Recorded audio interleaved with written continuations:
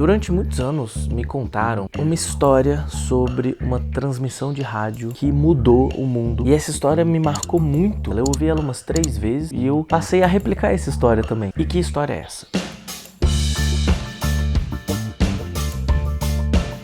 Em 1938, uma emissora de rádio muito famosa chamada CBS lançou um programa de rádio que chamava Mercury Theatre on Air. E a ideia desse programa de rádio era interpretar obras clássicas da literatura através do rádio. Então era uma coisa meio radiodrama. Se você não sabe o que é rádio, você tem menos de 30 anos, o rádio é tipo um podcast, só que você não podia escolher o que você ia escutar. Ele tinha uma programação ao longo do dia e a hora que você entrasse lá pra ouvir é o que tava tocando. E aí esse programa de rádio fazia meio que um teatro em áudio, dramatizações de histórias clássicas da literatura, tipo Drácula, A Volta ao Mundo em 80 Dias. Até que, no dia 30 de outubro, véspera do Halloween, eles prepararam um programa que seria uma dramatização do livro Guerra dos Mundos, do escritor muito famoso que é o H.G. Wells. Inclusive, talvez você já tenha visto o filme Guerra dos Mundos, que é também baseado nesse livro.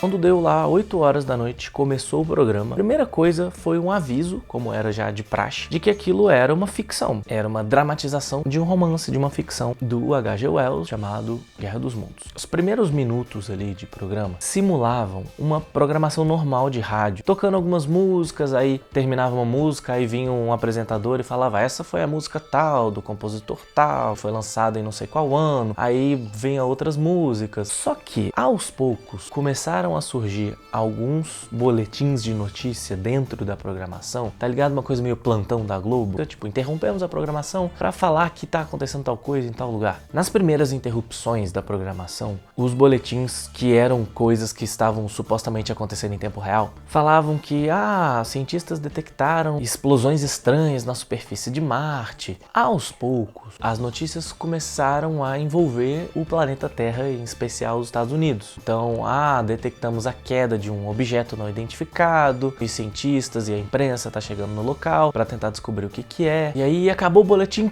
volta a programação normal, como se nada tivesse acontecendo. E aí as notícias que começam a vir depois se tornam caóticas e desesperadoras, porque aquele objeto que caiu na Terra, na verdade, era uma nave espacial, e aí, em um certo momento, saíram marcianos daquela nave espacial, armados e com um comportamento hostil, e começaram a atirar nas pessoas, e aquilo virou um caos generalizado, e aí começaram a sair máquinas de guerra dessa nave espacial, começaram a lançar gases venenosos e atacaram Nova York, e estavam começando a se expandir para outras cidades dos Estados Unidos. Alguma coisa está acontecendo. Uma forma encurvada está se elevando do buraco. Eu posso distinguir agora um pequeno raio de luz contra um espelho. Mas o que é isso?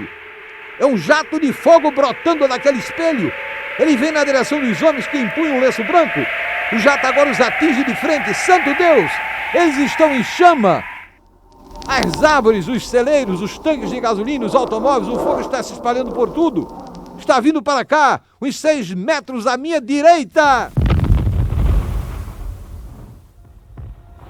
E aí, a partir daí, o programa de rádio se tornou uma narração em tempo real da tomada de alienígenas do planeta Terra. A gente estava sendo atacado e isso estava sendo narrado em tempo real por esse programa de rádio. O brilhante dessa obra que eles fizeram, dessa dramatização, é que tinham vários elementos ali que traziam um realismo muito grande. Esse formato que eles criaram de boletins de notícia, interrompendo a programação, a própria credibilidade jornalística do rádio também. Então, um rádio não vai inventar um negócio desses. O trabalho dos atores também que fizeram essa dramatização, os atores lá que estavam no estúdio gravando tudo isso, foi gravado em estúdio, com efeitos sonoros criados ali na hora. Um outro fator também é que eles estavam se baseando em uma obra muito, muito boa. Então as descrições dos objetos marcianos, a história, o enredo, eram muito bem feitos. E ao longo dessa transmissão não teve mais nenhum lembrete de que isso era uma obra ficcional. E qual foi o resultado disso?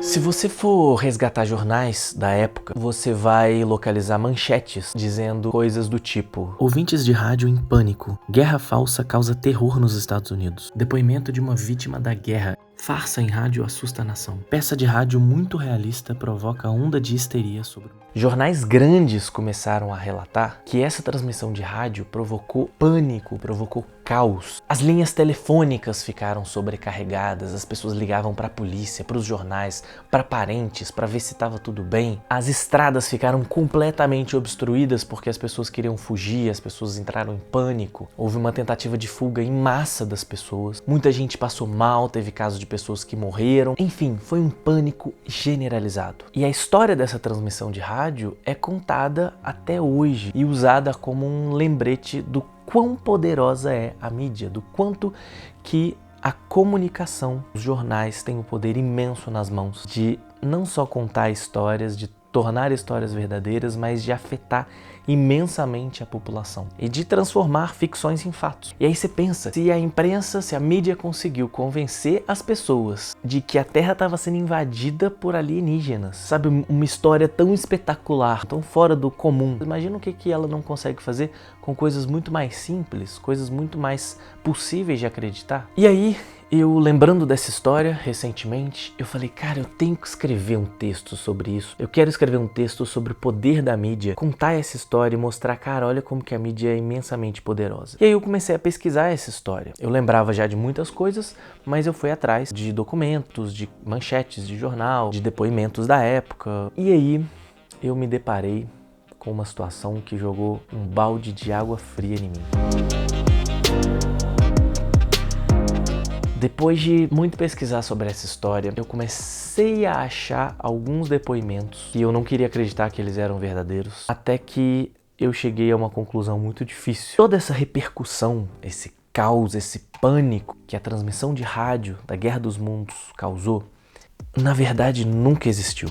Eu encontrei muitos textos, muitas análises, depoimentos, dizendo que, na verdade, nada disso tinha acontecido. Bom, a transmissão de rádio aconteceu, mas ela não causou provavelmente nem 1% do que foi declarado. Documentos da época, cartas dos ouvintes, mostram bem claramente que, apesar dos relatos, apesar das manchetes, apesar dos depoimentos das supostas vítimas, na verdade esse pânico generalizado não existiu. E é uma conclusão bem lógica. Uma das coisas, por exemplo, que me chamou muita atenção foi que o Orson Welles e a emissora CBS, eles não sofreram nenhum processo, nenhuma sanção jurídica, nada. Imagina se eles tivessem causado esse tumulto todo. Imagina se eles tivessem sido responsáveis pela morte de pessoas. Deveriam existir registros de que pelo menos eles tivessem sido processados, e eles nem foram. Outro elemento que me marcou também é que os jornais esqueceram completamente essa história em coisa de 2 dias depois. Isso já não era mais assunto pouquíssimo tempo depois. E a gente tá falando de uma época, 1938, que você não tinha um volume de informações tão grande quanto a gente tem hoje. Hoje faz muito sentido uma notícia ser rapidamente esquecida. Hoje a gente tem acesso à informação tão facilmente, o volume de informações hoje é tão imenso que é muito mais fácil uma informação ser esquecida, uma notícia ser esquecida e dar lugar a outra. Só que no passado não era bem assim. E a gente tá falando de uma notícia que causou terror, causou um caos em um país inteiro. Então não faz sentido essa notícia não ter se perpetuado nas capas de jornais por meses, sabe? Por que ela foi largada de mão tão rápido? Inclusive, o Joseph Campbell, que é um historiador muito famoso, ele tem um livro que chama As 10 Principais Histórias Mal Contadas do Jornalismo Americano. E essa é uma delas. E ele usa esses argumentos que eu tô colocando aqui também. E aí, cara, quando eu me deparei com esse balde de água fria, eu falei, acabou meu texto. Eu tô semanas estudando esse negócio e agora eu vou ter que jogar esse material todo fora, porque assim, a mídia não é tão poderosa assim quanto eu queria provar nesse texto, quanto eu queria demonstrar usando essa história. Só que eu parei para refletir melhor e eu cheguei na seguinte conclusão: essa história é contada até hoje. A mídia pode não ter sido poderosa o suficiente para convencer as pessoas de que o planeta estava sendo invadido por alienígenas marcianos. Mas quem criou esse mito de que o rádio conseguiu convencer as pessoas de que a Terra estava sendo invadida foi também a mídia americana, foram os jornais impressos. Então, de certa forma, eles conseguiram sim criar uma história que perdura até hoje, que é replicada até em faculdades de comunicação. Então, na verdade, sim, a mídia tem um poder muito grande de criar histórias falsas. Então, o meu texto sobreviveu. E eu falei, eu vou puxar por essa linha de pensamento. Só que para isso eu tenho que responder algumas perguntas. Por quê? Por que os jornais fizeram isso? Por que jornais grandes foram tão enfáticos em dizer que a transmissão de rádio causou esse pânico todo? Naquela época, 1930, 1940, o rádio estava ganhando muita credibilidade, muito espaço. Figuras políticas importantes usavam o rádio para se comunicar com a população e, naturalmente, o rádio estava atraindo mais receita dos anunciantes. E se o rádio atrai receita de publicidade para ele, essa receita sai dos jornais. E aí, a análise que alguns especialistas fazem é que os jornais impressos resolveram aproveitar dessa situação, aproveitar dessa transmissão de rádio para criar toda uma história para poder dizer, olha o quanto que o rádio é perigoso e não deve ser levado a sério. É nessa mídia que vocês querem confiar. Os jornais impressos queriam destruir a reputação do rádio. Cara, até jornais grandes, The New York Times foi um dos jornais que fez isso também. Os jornais trouxeram pessoas para dar depoimentos. Eles noticiaram depoimentos de pessoas que passaram mal, que viram gente morrer, que viram o caos acontecendo. Então, quando a gente vê uma história dessa sendo contada até hoje, e até hoje tem muita gente que não sabe, como eu também não sabia, que essa história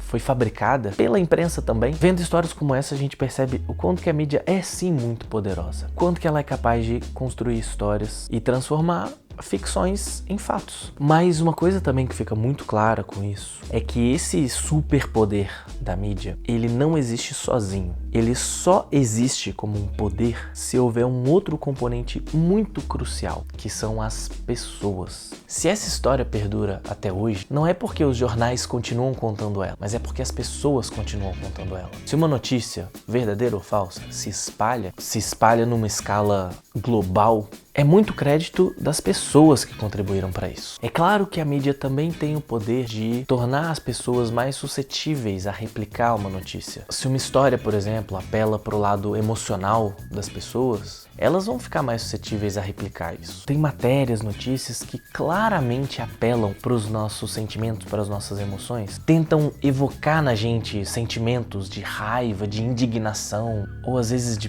pena, de compaixão. E a gente, o ser humano, é muito manipulável. Nossas emoções são uma fraqueza grande da gente. E os profissionais de comunicação sabem usar isso para fazer as pessoas espalharem as informações, as notícias. No fim das contas, quem regula esse poder da mídia, muitas vezes somos nós. A gente é que dá esse poder ou tira esse poder. Então é isso, queria gravar esse vídeo sobre esse tema que eu gosto, que eu gostei muito de escrever, que mexeu muito comigo, me impactou, mas foi divertido. E se você curtiu esse vídeo, deixa um like aí, se inscreve, manda para mais pessoas, porque querendo ou não, isso dá uma motivação. Eu tenho visto o canal ter ainda muitos acessos, mesmo eu não tendo postado mais nada há meses. Ainda tem muita gente aparecendo por aqui, comentando, e isso dá uma motivação para voltar a produzir conteúdos. Então, se você gostou do conteúdo, dá essa moral aí. E eu vou ficando por aqui. Até uma próxima. Espero que não demore meses para o meu próximo vídeo, mas em breve a gente se vê. Valeu!